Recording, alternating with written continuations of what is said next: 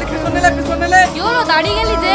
ওই দেখেন না সামনে টোটোওয়ালা চলে এসে গাড়ি পিছনে নিতে বলছে। ওর এত বড় ক্ষমতা, সামান্য একটা টোটোওয়ালা হয়ে আমাদেরকে গাড়ি পিছনে নিতে বলছে। এই গাড়ি পিছনে হাঁটা। ফকির ন্যাংরা ফকির ঝুঁকেগা নেই সালা, যা তোর গাড়ি পিছনে লাগা। দেখিছো সেটা ন্যাংরা ফ্যাংরা ফকিরের কথা শুনেছো, এক্ষুনি মারলি তো লোকে বললে ফকির মারলো। গাড়ি পিছনে লাগা। তোর এত বড় ক্ষমতা, আমার ড্রাইভারে গায়ে হাত দিস। কি হলো কি? এভাবে আপনারা ঝামেলা করছেন কেন? কি ব্যাপার তুমি? তুমি কি চেনো নাকি? না না। ভালো আছো সালমা? এই চলো চলো, আমাদের লেট হয়ে যাচ্ছে। রোহন টোটো পেছিলে। এটা তুমি কি বলছো ভাই? তুমি টোটোটা বসে থাকলে এমপিএমএল এর আসলেও আমার ছোট সাইড দে। তোকে যা বলছি তাই শোন তো। এই বাচ্চা শফিক ভাই পুরো কত বড় মস্তান যে ওদের লেগে আমাকে টুকটুক পেয়েছিলি তো বললি। ফকির ন্যাংরা ফকির জীবনে কোনদিন মস্তানদের কাছে এই মাথা ঠকেনি, ঝুঁকিছে শুধু ভালোবাসার কাছে। আর মানে ওই মেয়েটা তোমার ভালোবাসা ছিল? হ্যাঁ, কিন্তু টাকা পয়সা এমনই একটা জিনিস আমাদের দুজনের ভালোবাসার মাঝে কাল হয়ে দাঁড়ায় একদিন। এই না এই ফুল দিয়ে কোনোদিন জীবন চলে না। তোমার ইন্টারভিউ এর কি হলো তাই বলো।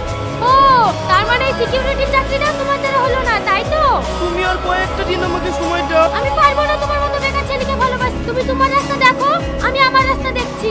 তুমি জানো না তুমি আমাকে ছেড়ে চলে গেলে আমি মরে যাব। প্রতিদিন মরবো না করে আজ তুমি মরেই দেখাও। আজ থেকে তোমার সাথে আমার ব্রেকআপ। I hate you. পাহারা অবস্থায় এই ভিখারি লাইনে এসে আজ আমি এত বড় জায়গায় পৌঁছেছি। ছোট বড় সবাই আজ আমাকে এক নামেই চেনে, ন্যাংরা ফকির। যে মেয়েটার জন্য আজ আমি এত বড় জায়গায় পৌঁছেছি তাকে আমি সম্মান দেব না বল? হ্যাঁ, সম্মান তো দিতেই হবে। যে তোমাকে এত বড় জায়গাতে পৌঁছাতে সাহায্য করেছে, নাম করা ফকির বানিয়েছে, তাকে সম্মান না দিলে হয়? ও এখন জানে যে তোমার 2-3টি রেস্টুরেন্ট আছে, বড় বড় 2টি শপিং মল আছে। না না, ও জানবে কি করে? মেকআপ হওয়ার পরে পরেই তো বিদেশে পড়াশোনা করতে চলে গেছে। আজকে মনে হয় বাড়ি আসলো। এখন যদি ও জানতে পারে তুমি এত বড় লোক হয়ে গেছো, দেখবা তোমার মা তোমার কাছে আবার ফিরে আসবে। আসলে তো ভালোই হয়, 3টে হয়ে যাবে।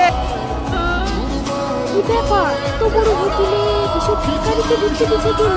ওইটার হ্যাঁ বলুন ম্যাম, গায়ে নোংরা নিয়ে যে কোনো লোক হোটেলে ঢুকে পড়বে, তাদের সঙ্গে বসে আমাদেরকে খেতে হবে নাকি? আপনাদের হোটেলে কোনো ডিসিপ্লিন নেই? ডাকেন আপনাদের ম্যানেজারকে। কি হয়েছে ম্যাম, কি হয়েছে?